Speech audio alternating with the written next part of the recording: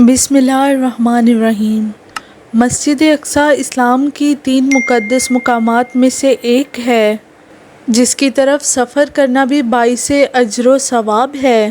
مسجد اقصیٰ اپنے آپ میں ایک مکمل تعمیری تاریخ رکھتا ہے جس کا تعلق قوموں کے عروج و زوال اور پیغمبروں کے مبعوث ہونے سے ہے۔ مسجد اقصیٰ ہم مسلمانوں کے لیے قبلہ اول کی حیثیت رکھتا ہے جس کی طرف رخ کر کے نبی اکرم صلی اللہ علیہ وآلہ وسلم اور آپ کے صحابہ کرام نے تقریباً 1.5 سال تک نماز ادا کی اور لوگوں کو یوں پیغام دیا کہ اسلام کوئی نیا دین نہیں ہے بلکہ یہ دین ابراہیم ہی کی ایک شکل ہے جو حضرت موسیٰ و عیسیٰ علیہ السلام کی تعلیمات کو پھر سے زندہ کرنے اور اصل توریت و انجیل کے پیغام پر عمل پیرا ہے۔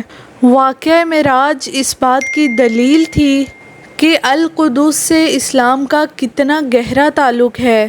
نیز نبی کریم صلی اللہ علیہ وآلہ وسلم کا تمام انبیاء کرام کی امامت کرانا ایک غیر معمولی واقعہ تھا۔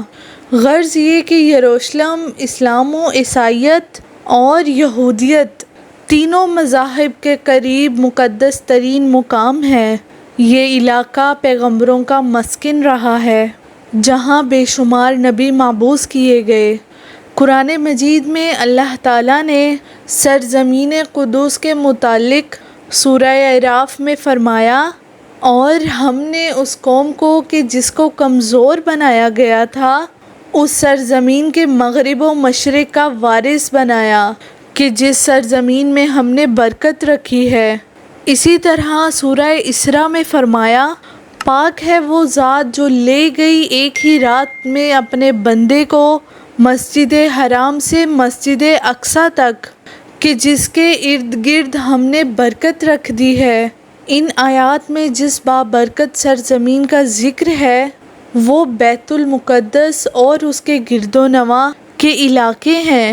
حدیث مبارکہ میں حضرت محمد صلی اللہ علیہ وآلہ وسلم نے مسجد اقصیٰ فضیلت بیان کی ہے، لہٰذا حضرت ابو ذر غفاری سے روایت ہے کہ انہوں نے نبی صلی اللہ علیہ وآلہ وسلم سے پوچھا، اے اللہ کے رسول، اس روئے زمین پر سب سے پہلے کون سی مسجد تعمیر کی گئی؟ آپ نے فرمایا، مسجد حرام۔ انہوں نے پھر پوچھا، اس کے بعد کون سی مسجد تعمیر کی گئی؟ آپ نے فرمایا، مسجد اقصیٰ۔ حضرت ابو ذر نے کہا، ان دونوں کے تعمیر کے دوران کل کتنا وقفہ ہے؟ آپ صلی اللہ علیہ وآلہ وسلم نے جواب دیا، 40 سال۔ علماء و مفسرین کی ایک جماعت کے نزدیک مسجد اقصیٰ کو سب سے پہلے خود حضرت آدم علیہ السلام نے تعمیر کی تھی اور پھر حضرت ابراہیم علیہ السلام نے اسے دوبارہ تعمیر کرایا۔ روایتوں کے مطابق اللہ تعالیٰ نے حضرت جبریل علیہ السلام کو خصوصی طور پہ حضرت آدم کی طرف بھیجا اور حکم دیا کہ مسجد حرام اور مسجد اقصیٰ کی تعمیر کریں۔ ابن ہشام نے اپنی تاریخ میں لکھا کہ جب بنی اسرائیل فلسطین میں مضبوط ہوئے اور ان کی ریاست قائم ہوئی تو حضرت داؤد علیہ السلام نے بیت المقدس کی دوبارہ بنیاد رکھی اور پھر آپ کے جانشین اور فرزند حضرت سلیمان علیہ السلام نے مسجد اقصیٰ کی مکمل تعمیر فرمائی۔ غرض یہ کہ احادیث اور تاریخی روایتوں سے یہ پتہ چلتا ہے کہ بیت المقدس کو کئی مرحلوں اور ادوار میں بار بار تعمیر کیا گیا، نیز اس کی تجدید کئی پیغمبروں نے کیا۔ مسجد اقصیٰ کی مکمل تعمیر حضرت سلیمان علیہ السلام کے دور میں ہوئی، جس کی تائید نہ صرف اسلامی بلکہ اسرائیلی روایتوں سے بھی ملتی ہے۔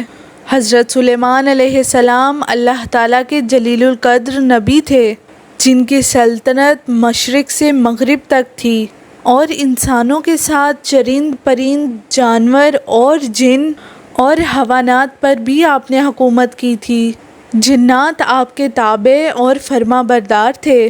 اللہ تعالیٰ نے جنات کو آپ کے تابع کر دیا تھا جو حکومتی امور میں حضرت سلیمان علیہ السلام کے حکم کی تعمیل کیا کرتے اور بڑے بڑے کام سر انجام دیتے۔ لہٰذا مسجد اقصیٰ کی تعمیری کام میں حضرت سلیمان نے جناتوں کو بھی لگایا تھا۔ اس مسجد کی تعمیر آپ کے بادشاہ بننے کے بعد ہی شروع ہو گئی اور تقریباً 40 سالوں میں مسجد کی تعمیر مکمل کی گئی۔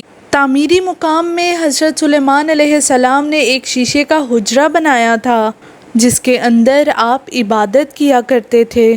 آپ اپنے عصا کے سہارے کھڑے رہتے اور اللہ کی عبادت میں مشغول رہا کرتے تھے۔